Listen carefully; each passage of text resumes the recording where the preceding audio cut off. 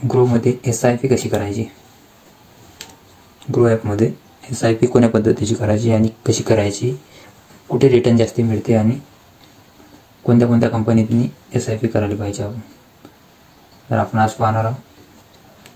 तर तुम्ही चॅनलवर कंटिन्यू राहा, व्हिडिओ पूर्ण पहा. कारण व्हिडिओ जर पूर्ण नाही पाहिसाल तर अर्धवट माहिती मिळून काही फायदा नाही. म्हणून व्हिडिओ लास्टपर्यंत बघा.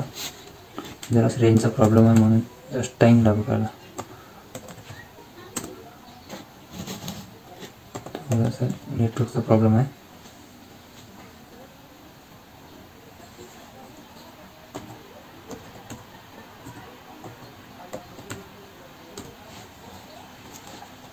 आज आपण पाहणार आहोत म्युच्युअल फंडमध्ये SIP कशी करायची. किंवा डीमॅट अकाउंट आहे, तुम्हाला जर डीमॅट अकाउंट ओपन करायचं असाल तर तुम्ही डिस्क्रिप्शनमध्ये मी लिंक टाकलो, त्या लिंकने तुम्ही ॲप डाउनलोड करा आणि डीमॅट अकाउंट ओपन करा. जर काही अडचण आली तुम्हाला कमेंट बॉक्समध्ये सांगा. तर हे म्युच्युअल फंड लॅपटॉपवर पाहता आपण, म्युच्युअल फंड आहे. हे न्यू टू म्युच्युअल फंडमध्ये ना ते एक्सप्लोर म्युच्युअल फंड, हे सर्व जे आहे पॉप्युलर फंड्स आहेत. पराग झालं, एक्सेस, क्विंट आणि ग्रो निफ्टी, हे सर्व 3 वर्षाचं रिटर्न दिलेले बघा. हे 22.8% दिले, हे 30% दिले 3 वर्षांनी, आणि हे 3 वर्षांनी 40% रिटर्न दिले त्यांना. आणि हे याचं टोटल राहिलेलं आहे 3 वर्षाचं.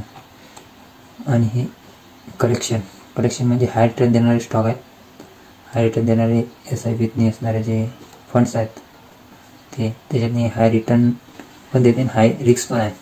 आणि SIP विथ 500 रुपयापासून तुम्ही SIP करू शकता. टॅक्स सेविंग, याच्यात टॅक्स कमी लागते. लार्ज कॅप मोठी कंपन्याचे याच्यातनी एक हे आहे स्टॉक आहे, त्याच्यामध्ये तुम्ही इन्व्हेस्ट करू शकता. आणि मिड कॅपचे पण स्मॉल म्हणजे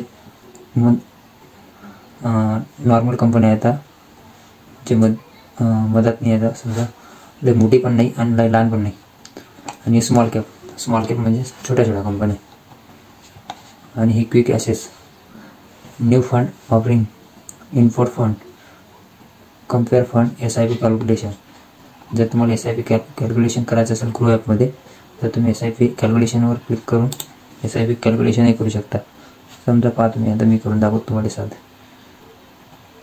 जर तुम्ही SIP कॅल्क्युलेशन हे केलं, मंथली इन्व्हेस्टमेंट, जर समजा तुम्ही 500 रुपये इन्व्हेस्ट केले,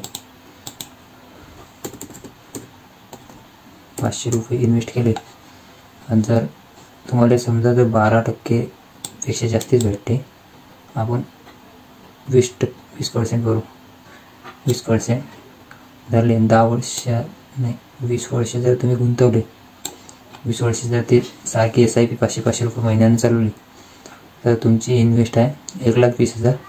रिटर्न तुम्हाला 14,60,740 रुपये येते. टोटल व्हॅल्यू तुमची 15,80,000 रुपयाची होती. अशी ही SIP आहे. या SIP माध्यमातून तुम्ही चांगल्याच पद्धतीने पैसे कमवू शकता. जर समजा तुम्ही जर 1,500 रुपये गुंतवले आणि 20% रिटर्न दिला आणि 20 वर्ष जर गुंतवले तर तुमचे 3,60,000 रुपये इन्व्हेस्ट होते. त्याचे रिटर्न तुम्हाला 43,82,219 रुपये त्याचे रिटर्न देते. आणि त्याची व्हॅल्युएशन पुरी 47,42,219 रुपये. तर तुम्ही लगातार जर हेच कन्सेप्ट वापरून जर 30 वर्ष गुंतवले, 30 वर्ष, तर तुमचे 5,40,000 रुपये इन्व्हेस्ट होते आणि तुम्हाला रिटर्न भेटते 3,45,00,000. आणि टोटल व्हॅल्यू बनते तुमची 3,50,00,000 रुपयाची. असे हे जेवढ्या दिवस तुम्ही इन्व्हेस्टिंग करसाल तेवढे दिवस तुमचा फायदा कंपाऊंडिंग वाढते जास्तीत जास्त. आणि जर समजा यानं कदाचित समजा 30% जर रिटर्न दिले, 30% कोणची कंपनी देते पण 30 वर्षातनी, तर तुमचे 44,55,33,000 रुपये बनते रिटर्न देते तुम्हाला. पैसे चालले तुमचे 5,40,000 30 वर्षात. जर समजा तुम्ही जर हेच कन्सेप्ट वापरून जर 35 वर्ष जर वापरले तर तुमचे बनते 196 कोटी 22 लाख रुपये. आणि फक्त इन्व्हेस्ट होते तुमचे 6,30,000 रुपये. 6,30,000चे 196 कोटी 22 लाख रुपये कोणी देत नाही. असे पॉवर ऑफ कंपाऊंडिंग एवढा दम आहे त्या कंपाऊंडिंगमध्ये. 1500 रुपयात फक्त 1500 रुपयाची SIP आहे. 1500 रुपयात आपण कुठे पण घालतो. अशा पद्धतीने SIP करायला लागते. तर तुम्ही पाहू शकता या पद्धतीने SIPचं कॅल्क्युलेशन आहे. तर आपण मेन म्हणजे आपण पाहणार आहोत की SIP करायची कशी. तर तुम्ही चॅनलवर असाल, चॅनलवर असेच व्हिडिओ लागत असाल तर चॅनल सबस्क्राईब करा, व्हिडिओला लाईक करा, बेल आयकॉनची घंटी प्रेस करा, कारण तुम्हाला प्रत्येक व्हिडिओवर नोटिफिकेशन मिळायला पाहिजे. आणि असेच व्हिडिओ चांगले तुम्हाला जे तुम्ही नवीन व्हिडिओ बनवता. हे बघा SIP विथ 500 रुपये याच्यावर क्लिक केलं तर तुम्हाला याचे कॅटेगरी आहे ते fund names. Nippon India, ICICI fund, ICICI equity, HDFC flex cap, NDFC balance, अशा लय कंपन्या आहेत, भरपूर कंपन्या आहेत. तर तुम्हाला जर वाटत असेल आता एका वर्षात या न्यूफॉन कंपनीने 45-46%च दिले एका वर्षातनी, 3 वर्षातनी 31% दिले आणि 5 वर्षातनी 22% दिले. एका वर्षातनी न्यूफॉन कंपनी 45% दिले रिटर्न. ICICI production,